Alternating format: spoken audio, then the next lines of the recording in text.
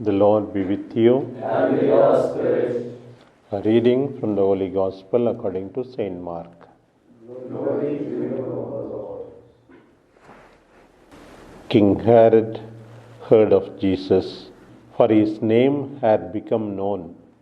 Some said, John the Baptizer has been raised from the dead.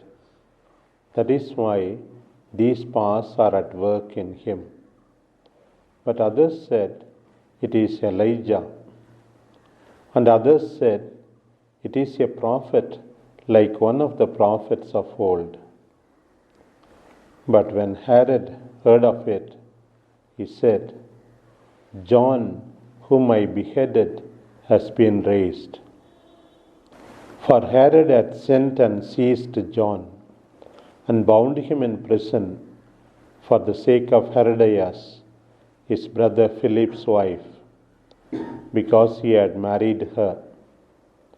For John said to Herod, it is not lawful for you to have your brother's wife. And Herodias had a grudge against him and wanted to kill him. But she could not, for Herod feared John, knowing that he was a righteous and holy man, and kept him safe. When he heard him, he was much perplexed, and yet he heard him gladly.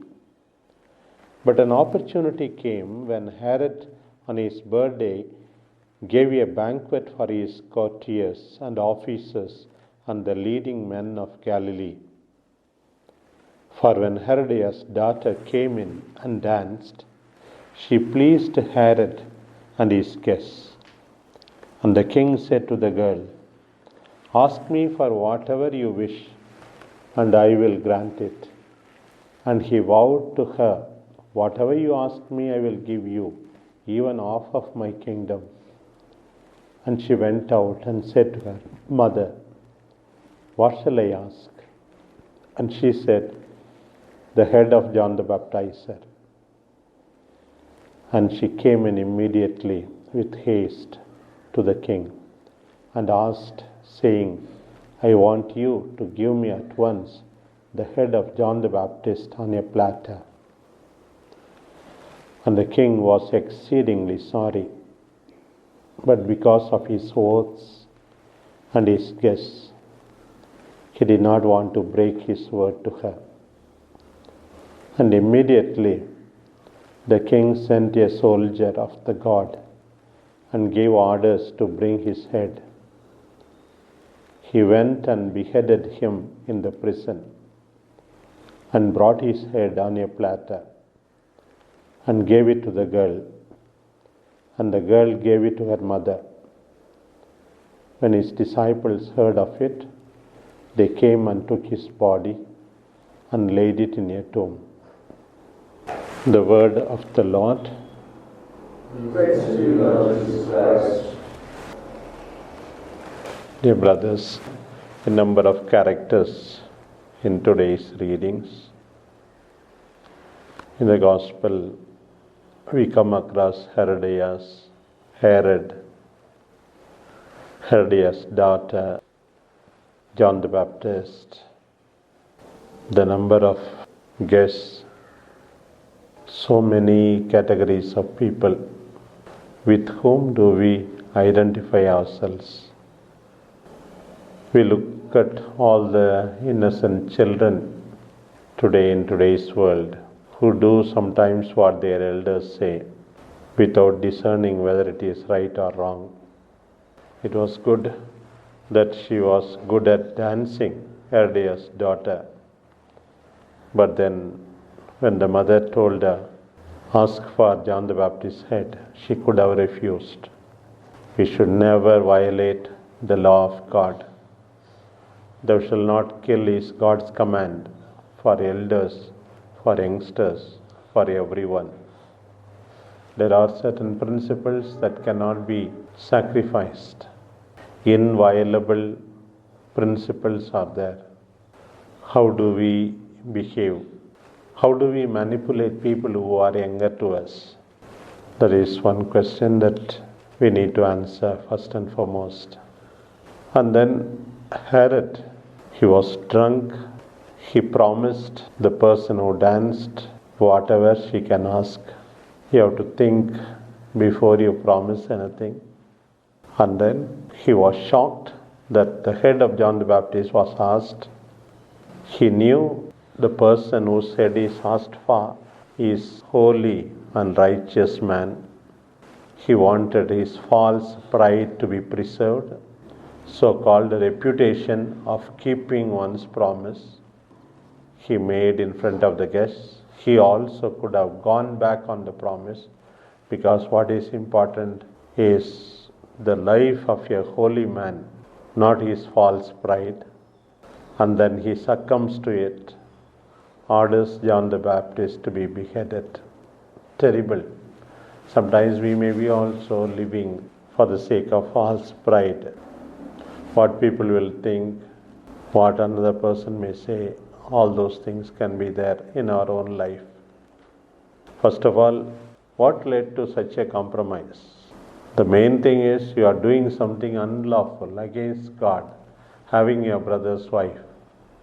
When you do something against God, you have to make a lot of compromises. You do one wrong, and in the process, in order to hide it or escape from it, do a series of wrongs. That's what we learn from this character of Herod. And worse still, Herodias, your mistakes are pointed out. You don't want to acknowledge it and ask for pardon and change for the better. You are looking for an opportunity with a grudge to take vengeance. Terrible. Some of us may be like that. When we are corrected or when we are scolded because of the wrongs we did. I understand when you don't do any wrong because of the mistakes. We are simply sad, angry, keep ourselves aloof, and do not do what is pleasing to God. On the other hand, we are angry with the person who said what we are doing is not right. Example, in today's world, so many people, even maybe in the seminary also, in the world, in the families, so many Herodias are there. And then those guests, what is the greatness in being a guest of the king if you can't speak for the truth? King, you promised. Not even one of the guests said, no, we have come here to have a fine dinner to celebrate your birthday. The birthday should not become a death day. At least some of the guests should have spoken for John the Baptist. Birthday and death day coincide. No, you should not put to death that innocent man, that prophet, that holy man, that righteous man. Nobody said. They all erred because of their silence. Look at John the Baptist. Number of qualities during the Christmas season and the days following were explained to us from this great man. His loyalty to God, his fidelity to the truth. He died because he said, it is not lawful for you to have your brother's wife. So many people who say to the others that something is not lawful are put to death. Not necessarily physical death, but a kind of moral death. Their name is spoiled because that person says, it is not lawful, you should not do it. People who say, very good, very good. They are appreciated, they seem to be apparently liked. People who say, this is not correct, you should change. Such people are put to death continuously, at least, because they are the victim of the sharp and wild tongue of those who are corrected or who are taken to task. The man did not go back on it. He was languishing in prison, waiting and waiting, asking Messiah to do something urgently. Messiah also keeps silent, not according to his calendar, not according to his image. But then he was paid the greatest tribute by the Lord, one who was killed, murdered in this way. There is no one who is greater than John the Baptist of all people born of women. Fidelity to the Master, placing Jesus at the center, dying for the truth, calling a spade, come what may. Great John the Baptist. Look at John the Baptist, look at David, learn from their life of commitment, loyalty to the Lord.